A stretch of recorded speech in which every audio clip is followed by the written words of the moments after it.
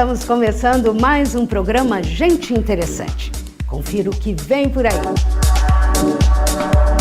Nosso consultor André Iano vai dar todas as dicas e ensinar o que devemos fazer para chegar no final do mês sabendo exatamente quanto que a gente gastou. E você vai ver também. No programa de hoje estaremos recebendo a doutora Marisa Manhas Botelho, falando a respeito de ronco e apneia. Com a entrada do ar, aquela vibração, à medida que vai diminuindo a largura da garganta, produz o barulho. No quadro Falando de Emoções, a psicóloga Maria Belmira Garcia fala de uma coisa que com certeza todos nós perdemos muitas noites de sono: a culpa. Mas aqui no Gente Interessante tem moda e tem música também. Será que pode me ouvir? Joguei garrafas no mar com essa mensagem. Tudo isso e muito mais você confere agora. Gente Interessante está começando.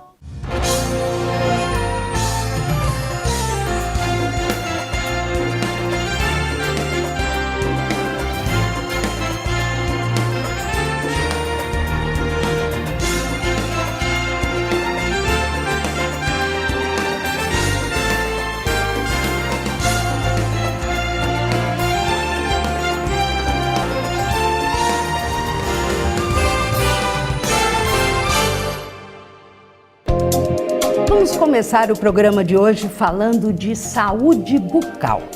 O assunto hoje é a apneia do ronco. Dr. Elias Cassis conversa com uma especialista no assunto, a doutora Marisa Manhas Botelho. Confira a entrevista.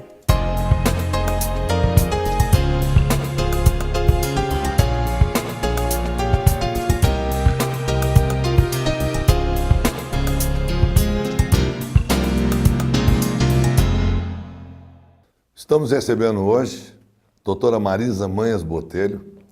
Ela é da cidade de Campinas, ela é ortodontista e ela é especialista em alguma coisa muito interessante, ronco e apneia. Nós vamos falar um pouquinho sobre isso. Doutora Marisa, muito obrigado por ter vindo ao nosso programa. É uma alegria, eu que agradeço. Marisa, me conta uma coisa em relação à ortodontia. Primeiro, antes da gente falar de ronco e apneia, porque eu sei que o assunto é extremamente interessante. O ronco e apneia comete pessoas mais adultas, né? Embora exista também ronco e apneia em crianças. O que mudou em termos de ortodontia do passado, ortodontia que era mais indicada para jovens, para a ortodontia atual? Porque o ronco e apneia ela afeta mais pessoas de idade, embora possa cometer crianças também. O que mudou nisso? Com os recursos da nova ortodontia, é possível tratar o paciente em qualquer idade, desde criança até pessoas de idade bastante avançada. Você usa esses recursos para tratar pacientes com deficiência esquelética, cirúrgica e também para ronco e apneia. O que muda quando a gente fala em deficiência esquelética é que em ortodontia existem duas variáveis. Ortodontia é a correção dos dentes. Orto significa certo, correto. Ortodontia é correção dos dentes. O que muda é que existem duas deformidades. Uma dos dentes, que é chamada dentária, e outra esquelética, que é onde a gente vai estar comentando. Você fala a respeito de uma nova ortodontia. O que é uma nova ortodontia?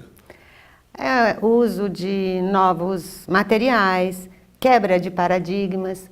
Em ciência, o que é verdade hoje, amanhã pode não ser mais. Então, hoje nós temos visões e filosofias diferentes que tínhamos no passado em relação a crescimento, a desenvolvimento de deformidades. Então, hoje a ortodontia oferece uma gama de recursos tecnológicos e de pesquisa. Então, a gente tem mais ferramentas. Inclusive em relação ao tempo de tratamento. Antigamente eram os tratamentos longos, começavam muito cedo, embora o tratamento hoje é aplicado por adulto também, mas quanto mais cedo for diagnosticado o problema, mais rápido é o tratamento, ou depende disso? Não, sem dúvida. Se você fizer um tratamento numa criança em crescimento, você pode interceptar e ter resultados melhores e mais estáveis, inclusive. Mas tratando do adulto, também a gente consegue excelentes resultados. Em relação a essa mudança de paradigma da ortodontia, o que nós podemos chamar tradicional ou convencional, e que são várias técnicas que existem no mercado, para uma ortodontia mais moderna, o que ela muda fundamentalmente? Na minha visão é que a gente fazia uma ortodontia mecânica, com um pouco embasamento em relação a teorias de crescimento, ortopedia. E hoje a gente se foca mais na causa do problema e não na técnica de tratamento. Se você for buscar, você tem muitos e muitos tipos de brackets, os brackets autoligados, que é a última geração em tecnologia de brackets, né, que são aquelas pecinhas que a gente cola nos dentes, que o aparelho propriamente dito.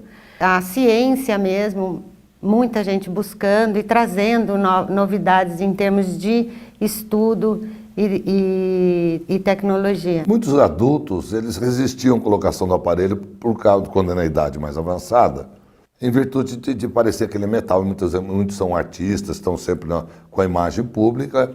Hoje existe também uma ortodontia extremamente estética, sim, até lingual. Invisível. Invisível. Agora, os tratamentos ortodônticos estão voltados para uma ortodontia invisível, principalmente por essa tomada de consciência dos colegas clínicos em indicarem os seus pacientes para o preparo ortodôntico. Pela aceitação do tratamento. Sim, sim. Então temos aparelhos chamados invisíveis, que tem uma marca registrada chamada Invisalign, que tem excelentes resultados.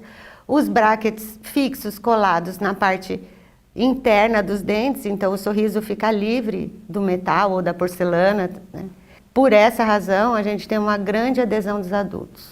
Me diz uma coisa, o tratamento ortodôntico, o que tem a ver com ronco-apneia? Mas você vai me responder isso depois dos comerciais. Nós vamos rapidamente e já voltamos.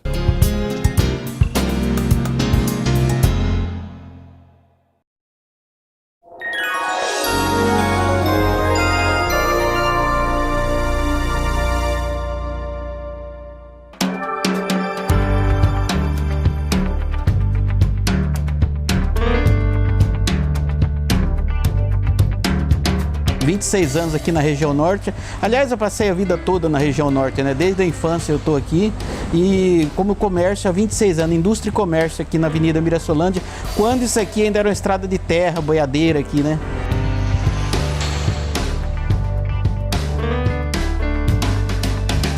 Preço e qualidade. A qualidade tem que estar, não pode vacalhar na qualidade. E o preço tem que ser competitivo no mercado, porque o consumidor está muito exigente e ele anda muito para comprar. Então ele sabe quem tem preço e qualidade. Por isso que a gente tem feito boas vendas na cidade e na região também. O Buffet Olivieri trabalha há mais de 10 anos atendendo Rio Preto e região. Temos profissionais altamente qualificados e uniformizados. Contamos também com belíssimas chácaras. Bom gosto, qualidade e profissionalismo. Olivieri Buffet.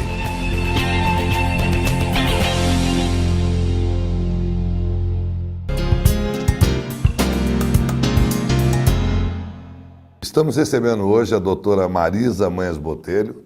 Ela é ortodontista especialista em tratamento de ronco e apneia. Doutora Marisa, ela é da cidade de Campinas e faz atendimentos aqui também em São José do Rio Preto. Marisa, o que tem a ver o tratamento ortodôntico com a ronco e apneia? Primeiro, por que o dentista tem que tratar de ronco e apneia? O que é isso? Por que o dentista hoje está botando a mão em ronco e apneia? Na verdade, é importante esclarecer que o dentista faz parte de uma equipe multidisciplinar de tratamento de ronco e apneia, liderado pelo médico. Quais são? Como é formada essa equipe? Médico, fonoaudiólogos, o dentista, basicamente esses três, fisioterapeutas, a equipe de exames, né, que eles fazem polissonografia, que é o exame que vai determinar o grau de apneia. E o dentista entra no uso de aparelhos propulsores de mandíbula, que facilitam a respiração, mas sempre quando indicado pelo médico. Quando a pessoa percebe, ou quando ela identifica, sem ser o ronco, o sonido do ronco, o barulho do ronco, porque o ronco, inclusive, rompe até casamento, né? Sim. Então, eu acho que... Tem casos interessantíssimos. Pois é. Eu quero acreditar que, a partir de agora, o padre deve falar até que a morte e o ronco os separem, Sim, né? sim. O que seria, então, o ruído do sono, esse ruído produzido pelo ronco, de onde que ele é originado? É no pulmão? Onde que ele é originado? Não, o ronco é uma vibração dos tecidos da garganta, certo? É como um apito. Se você tirar a bolinha do apito, apitar ele não faz barulho. Então nós temos o palato mole, que é um tecido flácido que nós temos na garganta. Então, com a entrada do ar, aquela vibração, à medida que vai diminuindo a largura da garganta, produz o barulho. E o que isso pode prejudicar a pessoa também? Não somente o ouvido, mas a gente sabe que o ronco ele é acompanhado por uma deficiência respiratória durante o sono, que é conhecido como apneia do sono. Sim, o ronco primário, ele só rompe casamento e amizade, né? O ronco primário, ele não causa nenhuma doença. Ele simplesmente... O que é o ronco primário? É somente a vibração. Não tem parada respiratória. A apneia e a hipopneia obstrutiva, porque existe a apneia central, que já é um problema neurológico, não é o nosso assunto hoje, ela é causada pela parada respiratória.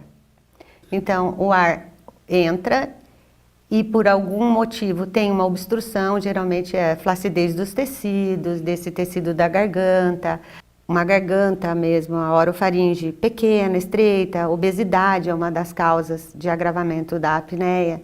Então, há essa parada respiratória com o movimento de respiração. E o que o dentista tem a ver com isso? Os aparelhos intraorais, os mais indicados são esses propulsores da mandíbula. Jogam a mandíbula para frente. Jogam a mandíbula para frente, posicionam a língua mais para frente e aumentam esse espaço da garganta, da orofaringe. Então, provocando um respirar mais livre, uma abertura. Uma passagem mais livre de ar. Sim, sem travamento. E qual é o limite entre o aparelho e a necessidade cirúrgica? Porque o aparelho deve ter um limite também, até onde ele consegue corrigir. E a necessidade de cirurgia? Sim, a apneia, ela tem umas classificações, leve, moderada, severa. Então, nesse ponto, o médico vai, através do exame da polissonografia, ele vai classificar, ver em que situação que o paciente se encontra e indicar ou não esse aparelho. Ele é indicado apenas quando a obstrução se localiza na região posterior, na orofaringe, e em apneias leves a moderadas. Grau de apneia leve a moderada. A pessoa que tem necessidade de usar aparelho noturno, conhecidos como CPAPs, são aparelhos que impulsionam o ar para dentro do pulmão para a pessoa poder respirar melhor. Isso é indicado pelo dentista ou indicado pelo médico? O médico é quem indica? Sempre pelo médico. Dependendo do grau, ele vai indicar um CPAP ou um aparelho intraoral. Além dos problemas do ronco noturno, da deficiência respiratória, a gente sabe que o coração aumenta de tamanho, que a pessoa tem alguns outros problemas, alguns outros sabores. Quais são esses problemas? A apneia, ela nunca é causa de morbidade, né, de mortalidade, mas ela agrava os problemas cardíacos, porque há abaixa muito a presença de oxigênio no sangue, então força muito o músculo cardíaco.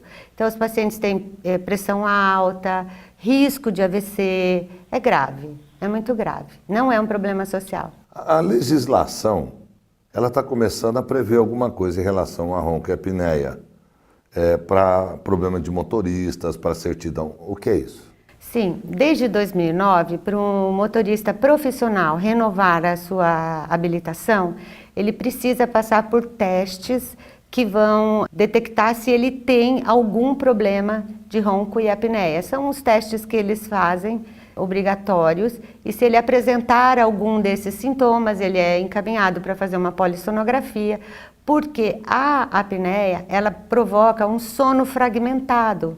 Você fragmenta o sono. Você não descansa profundamente. Descansa. Então você tem durante o dia muita sonolência.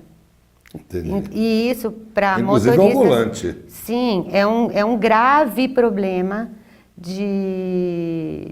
até dos seguros. Problemas de acidentes. Acidentes, inclusive no setor da indústria, né? Os pacientes portadores de apneia, eles estão expostos a um maior risco de acidente de trabalho, pela sonolência. Interessante. Você sabe que tem alguns carros que estão sendo equipados para acompanhar o nível de respiração do motorista ou então acompanhar o movimento dos olhos do motorista, para saber se ele está em estado de pré-sono ou ele está entrando no estado REM, que ele começa a perder o controle da situação de vigília. Bom, pelo que você viu, o assunto é extremamente apaixonante, extremamente extenso e ainda deve ter muita coisa a ser esclarecida. Mas é um assunto muito importante. Hoje o ronco-apneia ele afeta fundamentalmente a relação entre os casais e o problema de saúde, inclusive de segurança, para você e para os que transitam na rodovia.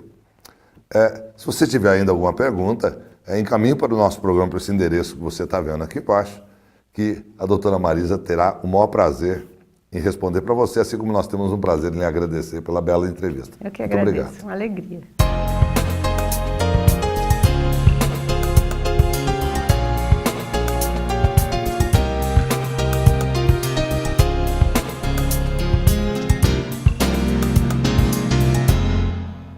Você é uma pessoa organizada que sabe quanto ganha, quanto gasta por dia, por semana, por mês. Nosso consultor financeiro dá uma dica importante. Na verdade, ele ensina o que nós devemos fazer para saber exatamente o que podemos comprar e o que não devemos fazer. Cuidar da sua vida financeira pode ser bem mais simples do que você imagina. É sério, isso é possível. A gente tem mania de achar que cuidar do dinheiro é complicado e dá trabalho, mas pode ser mais simples do que você pensa. Para começar, que tal um desafio? Você faz ideia quanto gasta por semana? Quanto você gasta mesmo, sem esconder nada? Você faz o seguinte, essa semana você vai pegar a caneta, o papel e anotar tudo. Do pão de queijo do seu café da manhã, a prestação da casa e do automóvel, o happy hour com os amigos, aquela temida conta de luz, aquela fezinha que você fez na lotérica. Anota a gasolina, o almoço, tudo. No começo é chato mesmo, não tem jeito, mas você tem que fazer. Anotou tudo? Ótimo. Agora separa suas despesas em 2 grandes grupos. Seja honesto com você, senão não vai funcionar. Separe as despesas grandes das pequenas, ou aquelas realmente importantes das não tão importantes assim. Você vai se surpreender e constatar que o que realmente deixa a nossa conta no vermelho não são as grandes contas. Para essas, você se planeja. São essas pequenas despesas que podem acabar comprometendo todo o seu orçamento doméstico. E lembre-se, quem não poupa, encurta o horizonte. Quem deve, não é livre. Boa fortuna e até semana que vem. E o assunto continua sendo educação. Agora, a arte de ensinar.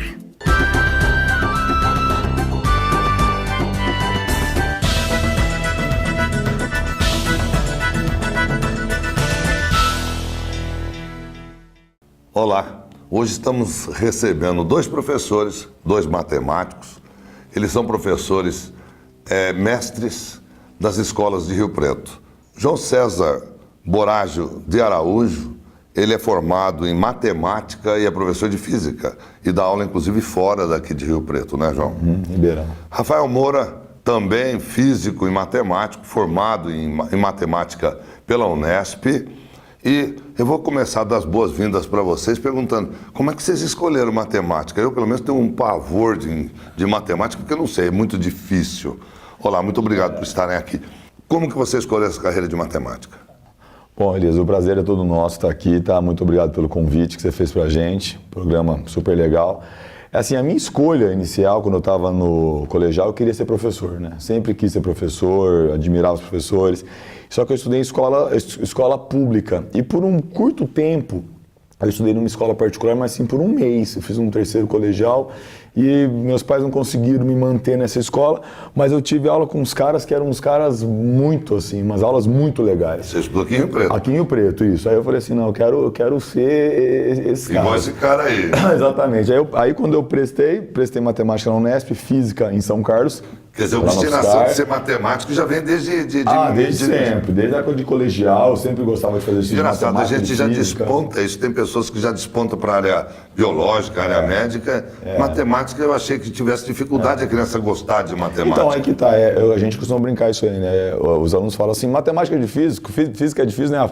Fala, não, difícil é gramática, difícil é história, decorar essas datas, difícil é biologia, esse monte de nome. Então, assim, eu acho que tem muito disso da matemática e da física, mas o matemático e o físico ele tem uma dificuldade tremenda também numa outra matéria, né? Porque é a área que a gente gosta. Então eu entrei querendo fazer isso. Durante o curso eu pensei em virar um professor acadêmico, mas é engraçado, né? Na faculdade você passa por um monte de coisa e aí você acaba fazendo aquilo que você entrou com a ideia que você entrou, que foi virar professor de cursinho. A formação de professor de matemática, sem contar a parte de licenciatura, quantos anos de faculdade?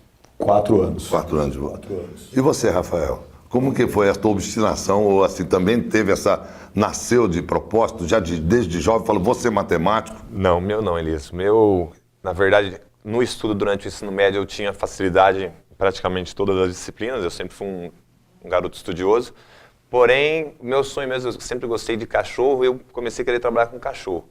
Mas aí eu comecei a pensar, bom, acho que isso não vai dar certo, né? O pai não tem que estudar. E aí eu fui atrás guia de profissões, né? Ver quais profissões que a gente tinha, e eu não tinha possibilidade de estudar fora.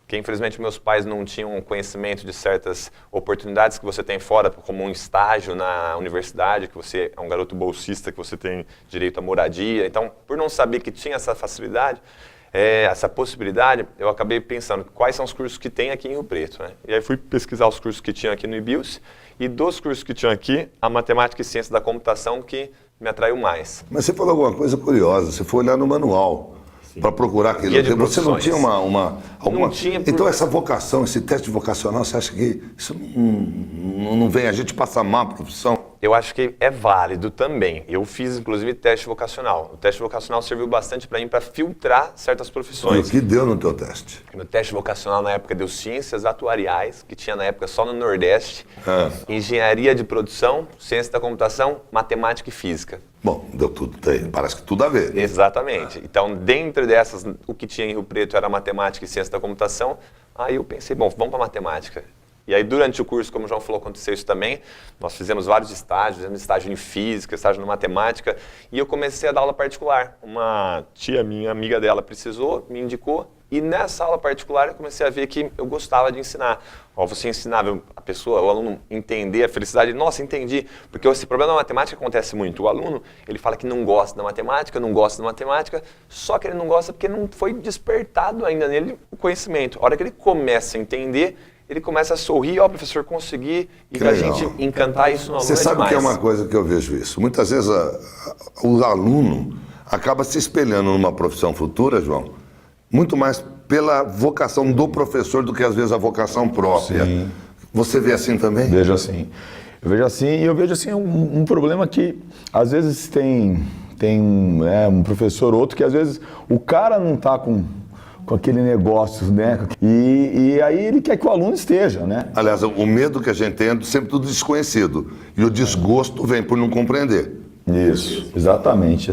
Você concorda com isso também? Eu concordo total. Tanto é que a gente vê muito isso que o Rafa falou. A hora que você vai ensinando assim com ele, você vai ensinando e ele vai aprendendo, ele fala assim, tô gostando de física, tô gostando de matemática, porque você percebe que ele tá, na verdade, não é se tô gostando, eu tô entendendo. E você trabalha exatamente com os jovens, preparando para vestibular. Sim, vestibular. Então, depois é que ele vai pensar em mercado de trabalho. Inicialmente, ele vai ingressar.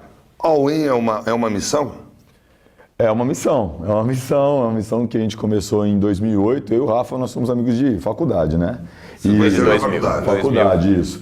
E desde a faculdade a gente começou lá pro terceiro ano, começamos a dar umas aulas particulares e no fundo da casa da mãe dele, uma salinha. Montei uma salinha, montamos uma lousa, ar-condicionado, levava os alunos lá. Aí a gente se formou, ele foi para umas escolas, eu fui para outra, aí um levava o outro para a escola e tal, e a gente foi amadurecendo, né? Quando você é E os alunos, jovem. Os alunos começaram a pedir, por que vocês não montam alguma coisa para ajudar a gente? Eu quero fazer matemática e física. E mas depois de formados, depois de uns 7, 8 anos, nós abrimos em 2008. Eu acho que tem que dar uma amadurecida, né? Você sai da faculdade e a experiência, realmente, a minha aula de hoje é uma, de 5 anos atrás era outra, de 10 anos atrás era outra. Né? Tanto então, é que você é mestre exatamente nessa área de matemática. Em física. Você é mestre em física. Mestre em física, Sou matemático, mas o meu mestrado é em física. Você fez aqui mesmo? Fiz aqui. Me diz o seguinte, se você faz um mestrado em matemática, isso te dá uma lead maior na área de física para educação. Sabe, você cria uma guisa de educação, essa é a razão do mestrado. O que muda do mestrado, antes de você fazer o mestrado, para depois do mestrado, o que mudou na maneira de você transmitir aos alunos? Ou você não sentiu diferença? Não senti. Nossa, o mestrado é assim um amadurecimento enorme que você tem, né? Você tem um contato com um trabalho científico, que nem o meu trabalho que eu fiz, eu publiquei na Revista Brasileira de Ensino de Física. Foi um trabalho em física quântica, né? Um trabalho super bonito, com o professor Dr. Elcio Rodrigo Filho, que eu sou um fã dele, assim, ele para mim ele é meu ídolo, um cara super simples e que sabe muito a física. Assim, um cara fantástico, que ele me ensinou não só ali aquela coisa de física mesmo, mas ele abriu minha cabeça para os alunos de física assim muito, e para o processo de aprendizagem, né? A importância de você produzir um texto, de você publicar alguma coisa, assim, sabe? As outras matérias que eu fiz, o comprometimento, né? Que o mestrado ele é árduo, né? Na Unesp é um mestrado pesado, né? E com certeza, assim, sabe? Mas muda isso, você percebe que o aprendizado, a maneira não sua de enxergar, mas a maneira de transmitir muda também. Muda, com certeza muda. Bom, eu vou para um rápido intervalo. Quando voltar, eu quero perguntar a respeito das diferenças dos vestibulares, nas diferentes áreas. Nós vamos no minuto, nós voltamos.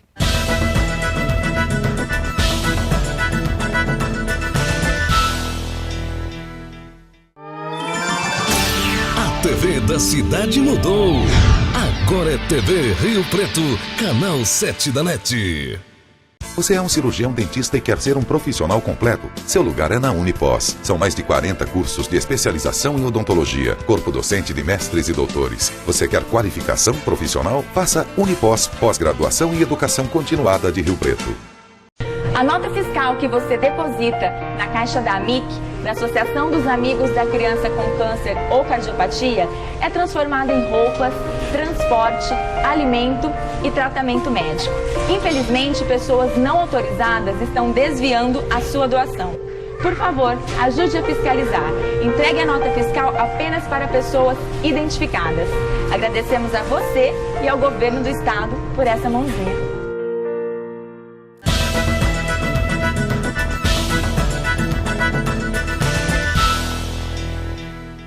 Estamos de volta hoje recebendo 2 professores, 2 matemáticos, dão aula de matemática e de física. Professor João César Borédio de Araújo. O final é que estragou esse italiano, né? E o Rafael Moura também. Eles dão aula em várias escolas, inclusive fora de Rio Preto. E eu vou voltar perguntando, como vocês preparam alunos para o vestibular, para as várias carreiras? João, o que você me fala da maneira de preparar um aluno nos seus diferentes desejos de entrar na área de exatas, na área de humanas ou na área de biológica? Há diferença até na maneira de você ensinar matemática? Sim. É assim, Alisa, uma coisa que eu percebia antes, coisa uns 10 anos atrás, que às vezes o aluno que ele passava, falar da medicina, que é um vestibular assim bem concorrido, né? que a maioria presta. Ele passava na medicina da USP, na Unesp, na Unicamp, ele passava em tudo. Ainda tem esse menino que faz isso, tá? Mas hoje em dia, às vezes não. Ele passa na medicina da USP, que é a FUVEST, que faz a prova, e de repente ele não passa na Unesp. Às vezes ele não passa na FAMEMA, né? Porque é uma outra prova. Então a gente percebe que a gente começou a pensar por quê.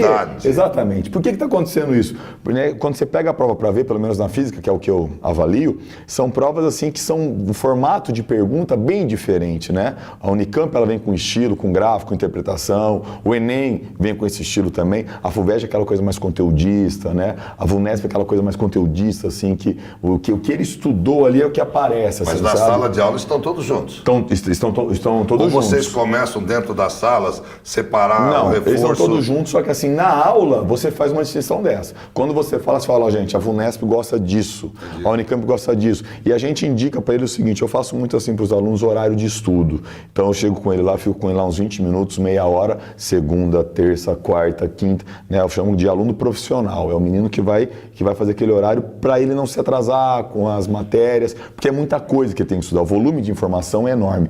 Então eu falo, o que você quer? Qual o lugar que você mais quer? Ah, professor, eu quero o FAMERP. Ah, eu quero engenharia na Poli. Né? Então você vai se preparar para essa prova. Você vai individualizando. Né? Individualizando. O que a gente faz lá é isso. Se no caso você consegue, dentro de uma sala de aula, ter tanta heterogeneidade entre os alunos, desejos diferentes, preparo diferente, existia sempre aquela intenção de prender a atenção do aluno na sala. E os cursinhos antes, como eram chamados as escolas preparatórias vestibular, que eu acho que praticamente poucos sobreviveram esse tempo, eram muito bem-humorados, brincavam, professores até com uma certa qualidade de ensino, mas é para a atenção de captar. Isso existe ainda dentro desses cursos ou vocês transformaram isso muito mais em interesse de aprendizado? Não, com certeza existe.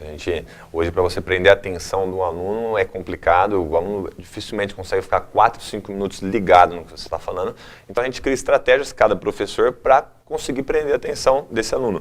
Desde alguma brincadeira durante a aula, um desafio que você possa transformar a aula mais interessante. Então, por exemplo, no meu caso, eu brinco bastante que eles falam que eu tenho uma aparência um pouco parecida com Jesus. Então eu falo, Jesus, então tem um aluno espirra, a gente vai até lá, vamos abençoar para esse aluno aqui agora dar uma... Então a gente tem que usar esse recurso porque eles não aguentam. E como é que você contorna a informática numa hora dessa? O celular, o tablet? Isso você faz uso disso, mas isso de certa forma abstrai a atenção do aluno? Com certeza, atrapalha muito. Como é que você domina isso? Eu tenho uma primeira aula que eu tenho no ano, eu chamo ela de aula zero, né? Que eu não falo praticamente nada de matemática e falo assim de postura do aluno para ele ter durante o ano. O que até é lei, né? O que até é lei, muitas escolas é proibida a entrada de celular, outras não, porque acaba usando como recurso também, que hoje tem muita escola que está usando a favor nosso, né? Tem programas, aplicativos para a gente trabalhar durante a sala.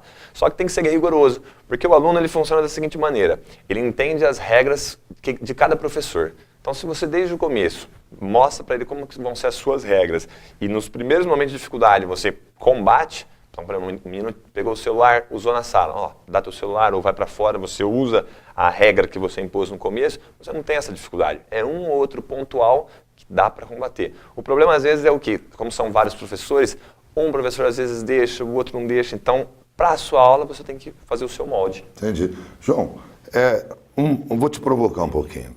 Qualquer necessidade dos alunos, hoje, é delicada a pergunta, mas eu acho muito interessante, porque vocês dão aula em escolas particulares. Esse aluno sai com uma qualidade de ensino, uma formação um pouco melhor ou não do que a escola pública. Não vamos citar e nem particularizar. Mas a universidade, aquela que foi criada com o intuito para aqueles de baixa renda, hoje é ocupada, hoje não, há muitos anos é ocupado por aquele que vem de camadas mais abastadas. E sem falar também em política, porque eu acho que não nos compete falar sobre isso, a ausência do FIES agora, ou a queda da bolsa do aporte. Né? Como é que você vê isso? O FIES, quando ele saiu, que foi aquela explosão, foi uma coisa maravilhosa, porque assim, o menino que não tinha condição de fazer um curso caro, como medicina, por exemplo, ele fazia. Ele fazia, porque ele pegava o FIES e depois quando ele se formava, ele pagava isso e ele tinha como pagar, porque ele tinha o trabalho dele, que ele estudou para isso. E com esse corte agora, o que a gente está vendo assim é um olhar triste. Está vendo do abandono de alunos de escola? E principalmente a gente está sabendo que nas escolas, que antes tinham o FIES, que tinham 10 bolsas, 20 bolsas, 30 bolsas que não tem mais, o aluno prestou ano passado, passou e está voltando para o cursinho para tentar uma pública, porque não saiu o FIES, ele não conseguiu, ele não pegou. E nem muitos não conseguiram nenhum aditamento, né? Nem renovação. Para você que não sabe, o FIES é financiamento do ensino superior.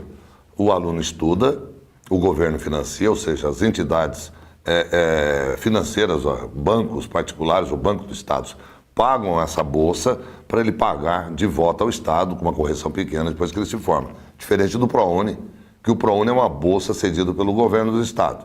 O governo federal dá uma bolsa integral ou parcial para as universidades. Bem, vocês viram que do meu tempo mudaram muitos professores. Eu me lembro do tempo que eu ficava em pé para receber os professores e hoje a gente recebe o abraço, recebe a jovialidade, o ensino em alta e a qualidade de ensino na ponta da língua. Muito obrigado pela entrevista de vocês. A gente agradece, Elias. Parabéns pelo programa aí, viu? Obrigado.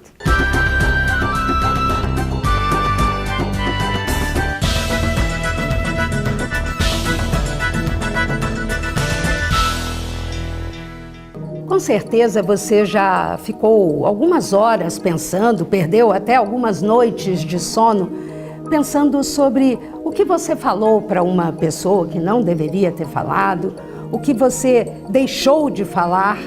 Enfim, culpa é um dos sentimentos que mais perturbam o ser humano. E falando de emoções, Maria Belmira Garcia.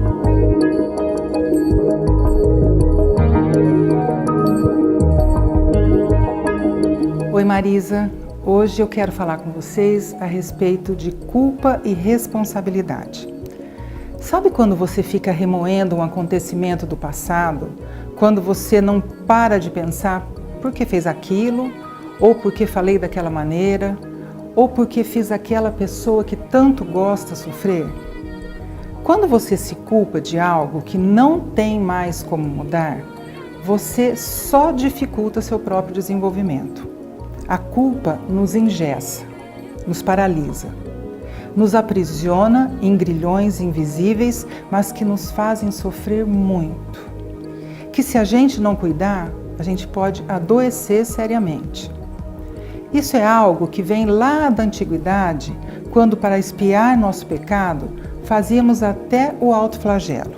Quanto mais a gente sofresse, mais estaríamos limpos de nossos pecados. Enquanto ficamos acorrentados na culpa, não conseguimos modificar atitudes. Nós precisamos transformar a culpa em responsabilidade. O fato em si não vai mudar, mas vamos conseguir mudar nossas atitudes a partir de então. A culpa nos incapacita de agir adequadamente. Só ficamos pensando e remoendo no que fizemos, não conseguimos mais sair do lugar, como se estivéssemos atolados na lama. Quando nos responsabilizamos, conseguimos perceber nosso erro, conseguimos entender nosso mal feito a alguém e passamos a nos comprometer com atitudes mais adequadas, dignas, transformadoras, conseguindo assim ressignificar a própria vida e passando a partir de então a tentar não cometer mais os mesmos erros. A culpa nos asfixia e nos prende a um passado que não tem mais volta. A responsabilidade nos liberta do mesmo passado, que também não tem mais volta, e nos coloca a caminho de novas possibilidades. A culpa nos adoece, fazendo com que muitas vezes sintamos a dor na alma, no corpo. A responsabilidade nos possibilita perceber as atitudes que nos adoecem e nos ajuda a modificá-las. Deixe sua alma livre da culpa. Responsabilize-se por suas atitudes e seja muito mais feliz.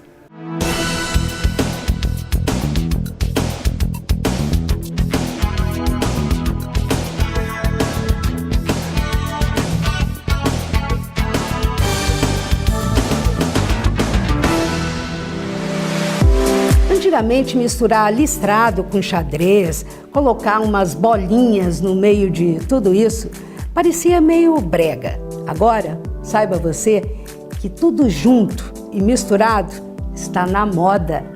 Vanessa Caldeiraíças, é com você.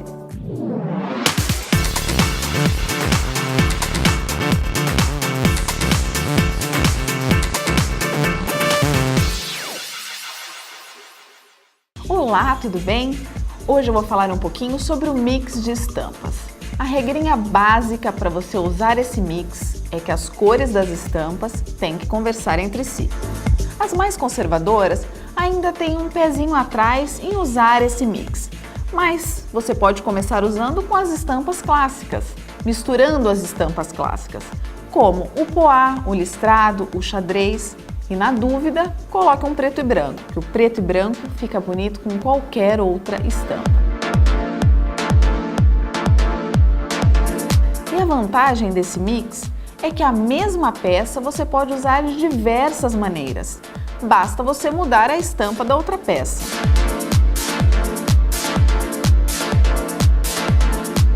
Aqui nós vemos a mesma saia, ela mudou a estampa da blusa e já ficou completamente diferente o look.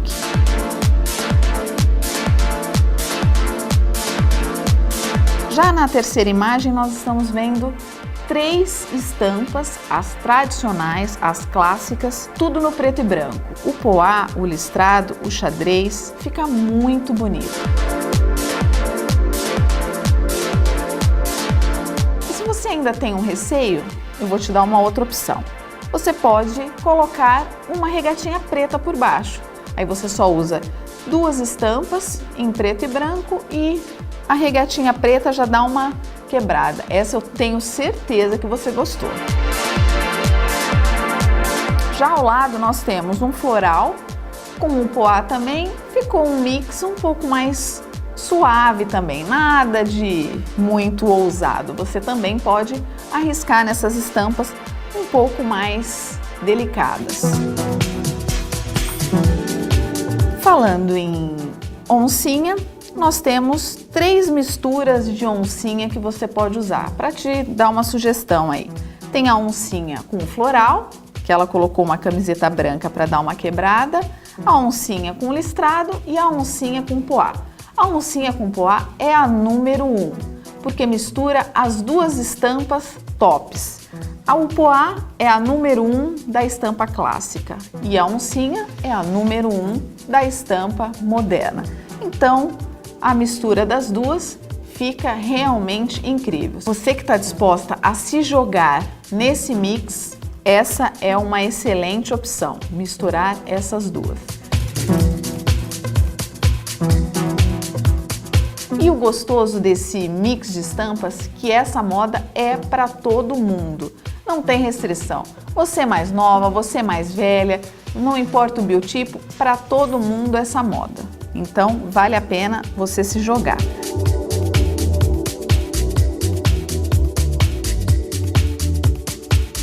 Agora, para você que é mais ousada, você pode usar a oncinha com um floral bem colorido. Olha que lindo que fica esse look.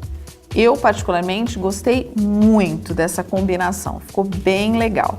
Agora, o animal print, a última regrinha para você não errar. O animal print não pode ser misturado com outro animal print. Nem oncinha com oncinha de outra cor e nem animal print com animal print. Porque são 2 estampas muito fortes. E a combinação das duas, a chance de errar é muito grande. Então, não misture essas estampas e aí você não erra.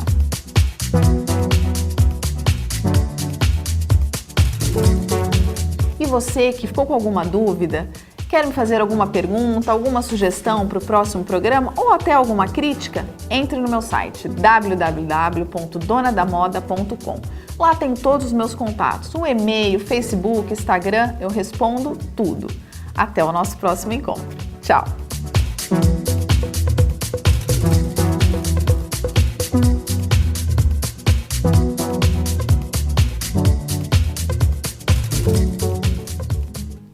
Para relaxar um pouco, vamos ouvir agora uma música. E quem fala de música aqui no nosso programa é a dupla Tony Kleber. Qual é a música de hoje, Tony Kleber? Oi, Marisa, tudo bem? Mais uma vez estamos aqui. Você tá chique, hein, Marisa? Tá o que tá acontecendo, minha filha? Ganhou na loteria? No quadro Essa Música Tem História. Hoje vamos falar um pouquinho. E primeiro vou mandar um abraço para alguns amigos nossos, o Dr. Elias Cassis. Aliás, ô Elias, a gente gostou do teu violão aqui e pegamos para nós, viu, querido? Pode comprar outro para você. Dr. João Roberto Antônio, Dr. Carlos Roberto Antônio, que são anjos da guarda da gente. Isso aí. Eu queria mandar um beijo pro pessoal da RGW, que deixa a gente chique, bonito, chique na botina. O pessoal todo lá, o seu Elias, a Tânia. Nossos amigos que cuidam da gente. Ao meu querido amigo Luiz Carlos Mota, José Carlos Semenzato, todo o pessoal de Rio Preto que curte nosso trabalho, o pessoal da região e do Brasil inteiro. Né, Clebão? É isso aí, a gente saboreia vários vinhos gostosos. Vamos falar agora de uma canção que chama-se Náufrago, que é uma música nossa que nós escrevemos já há algum tempo. Essa música, a construção dela foi assim. A gente sempre gostou da banda The Police, e tinha uma música do The Police que chamava Message in a Bottle, que é uma mensagem na garrafa. Eu curtia muito essa canção. Pensava assim, um dia eu quero escrever uma música que fala disso, de uma mensagem na garrafa, jogada ao mar. E aí o Kleber veio me falar do filme Náufrago, que ele assistiu 8 vezes o filme Náufrago, eu assisti também, ganhador de prêmios e tudo mais, é um tremendo de um filme. Eu adorava, irmão, quando ele falava assim, Wilson! É verdade. E a gente precisava de uma história de amor envolvendo tudo isso. E criamos essa música. Lembrando que ouvi uma canção da Alcione e ela fala assim, de amor eu não... dá um lá, Mabra. De amor eu não morro, o que eu posso é chorar de saudade. Falei, nossa, que frase maravilhosa. Tentamos pegar um pedacinho dessa frase e jogamos dentro da música. Nós roubemos, não fala, né? Não, a gente pegou um pedacinho dessa frase da Alcione e construiu uma música Náufrago. A gente espera que vocês curtem.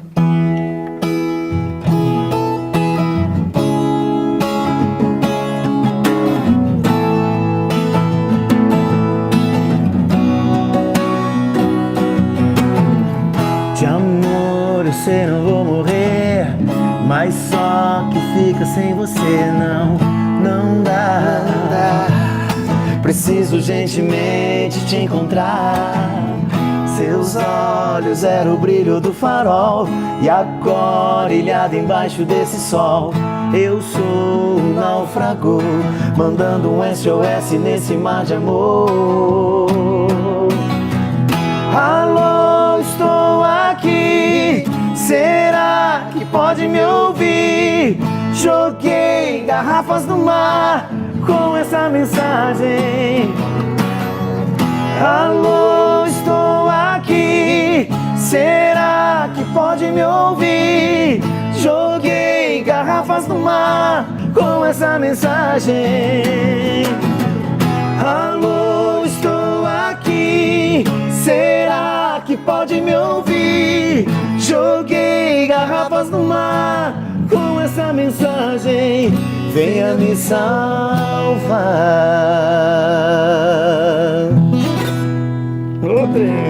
Essa música tem história. E com essa música bonita da dupla Tony Kleber, nós encerramos o programa de hoje. Tchau, até o nosso próximo encontro.